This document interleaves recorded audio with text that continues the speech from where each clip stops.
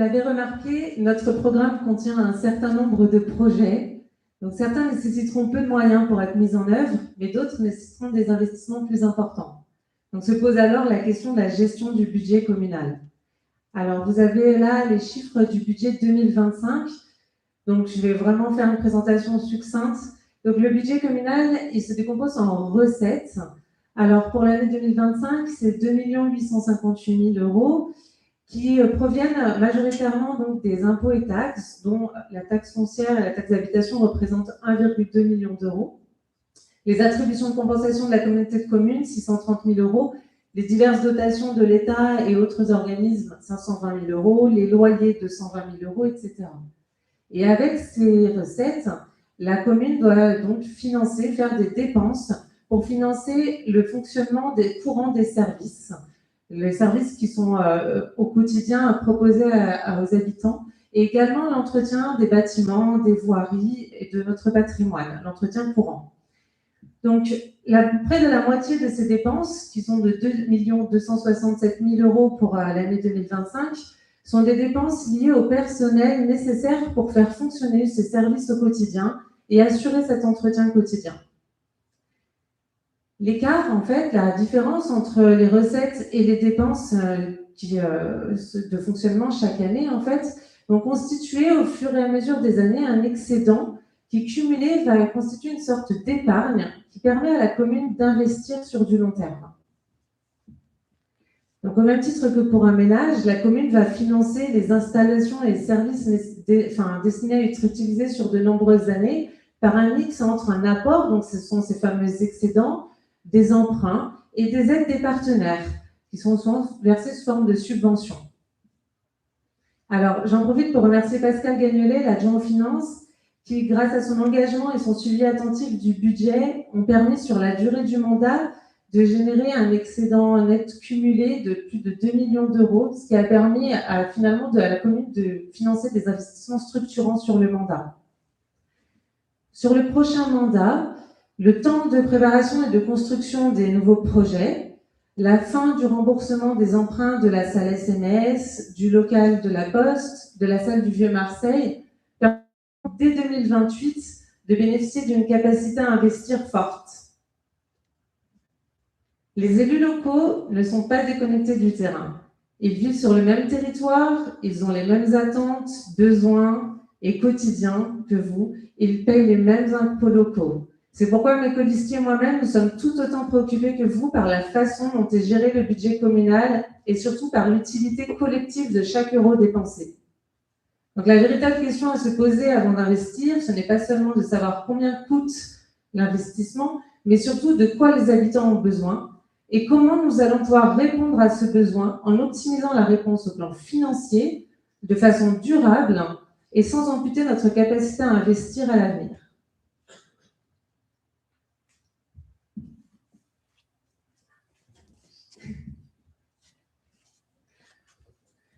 Donc le 15 mars, via le scrutin, vous allez également élire les conseillers qui vous représenteront au conseil communautaire de la Dombes, qui compte 36 communes et 40 000 habitants. Saint-André-de-Corcy était représenté sur le précédent mandat par 4 conseillers communautaires, dont 2 vice-présidents. Ludovic, à l'eau, au climat et à l'environnement, et moi, à l'action sociale. Cela est très important pour assurer une action cohérente sur tous les âges de la vie. Parce qu'en effet, à chaque niveau institutionnel, sont associées des compétences spécifiques. La parentalité et la petite enfance sont des compétences intercommunales, par exemple. L'enfance et la jeunesse sont des compétences communales. Les seniors, la santé sont des compétences départementales. Et nous savons que votre vie ne se découpe pas en tranches. Donc c'est pourquoi nous avons à cœur de répondre à vos attentes de façon globale, quel que soit votre âge ou votre situation. Donc choisir de s'engager en tant qu'élu communautaire, c'est choisir de porter à grande échelle la voix des habitants de Saint-André-de-Corcy. C'est choisir de porter une politique territoriale globale. Et c'est choisir de s'engager pour agir, ne pas être attentiste et subir. C'est dans cet esprit que nous avons œuvré avec l'ensemble des conseillers communautaires pour définir une volonté politique concertée et partagée, des objectifs communs et concrets, un espace de dialogue, des lieux d'échange, un climat de confiance et une gouvernance. pour faciliter le faire ensemble, assurer la légitimité démocratique des projets intercommunaux et relier les échelles locales, intercommunales et départementales. En fait, il s'agit de mettre en adéquation les périmètres administratifs et les périmètres de votre vie quotidienne, périmètres géographiques. C'est veiller au maillage territorial des animations et actions sociales, des transports, de l'économie, de pouvoir profiter, en fait, de bénéficier du poids économique, de l'expérience et du professionnalisme des partenaires.